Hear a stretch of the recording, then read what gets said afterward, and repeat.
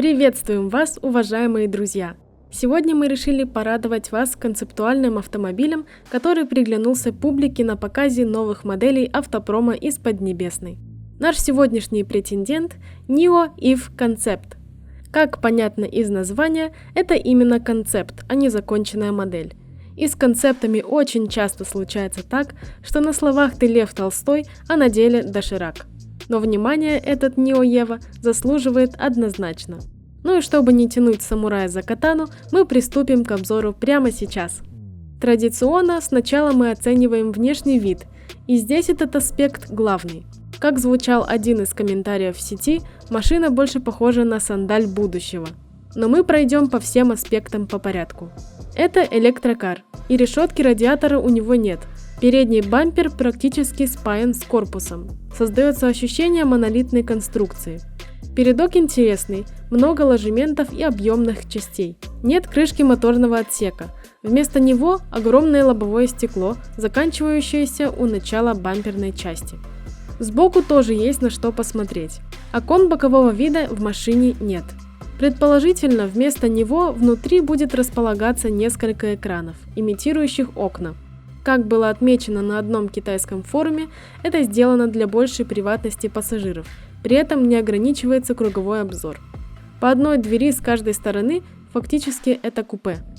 Задняя часть также кажется монолитной, но очертания бампера прослеживаются. Все задние огни выполнены в ломаной линии светодиодов. На задней части расположен аэродинамический закрылок. В целом, дизайн хоть и необычный, но напоминает удлиненный кроссовер, обтянутый пленкой. А теперь нырнем в салон. А здесь нас ждет фактически номер в дорогой гостиной. Так как производитель обещает, что модель будет серийная и ориентирована на городские дороги Европы, просто для доставки пассажиров от пункта А до пункта Б с максимальным комфортом. Руля тут нет, но есть автопилот. Как пишет один китайский журнал, салон автомобиля похож больше на салон самолета первого класса. В него помещаются до 6 пассажиров, для удобства которых машина оснащена сдвижными дверьми. Кресла внутри автомобиля раскладываются в полноценные диваны, имеется раскладной столик и всевозможные отсеки для хранения личных вещей.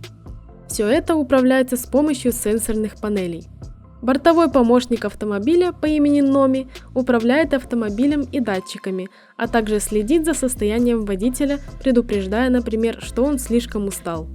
Кроме того, по словам создателей, помощник умеет изучать предпочтения пассажиров, чтобы выводить для них интересующую информацию.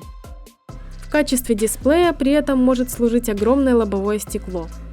На него можно проецировать фильмы или выводить полезную в пути информацию, он даже умеет рассказывать о созвездиях, видимых ночью. Детали мотора не разглашаются, но стоит заметить, что компания NIO пока лидер в производстве таких девайсов. Ей принадлежит несколько самых мощных электродвигателей, которые вполне могут послужить прототипом для создания движка под Еву. Точно известно одно – такая машина точно не будет дешевой. Вполне вероятно, что цена будет варьироваться в пределах 50-80 тысяч евро, но все будет решать комплектация. Учитывая современную тенденцию на комфорт, а также все собранные сведения о этой модели, крайне сомнительно, что машина будет служить просто для перевозки пассажиров. Ну а на этом наш обзор подошел к концу. Мы прощаемся с вами до следующего выпуска, а также хотели бы услышать ваше мнение об этом концепт-каре. Подписывайтесь и ставьте лайк за нашу работу. До завтра!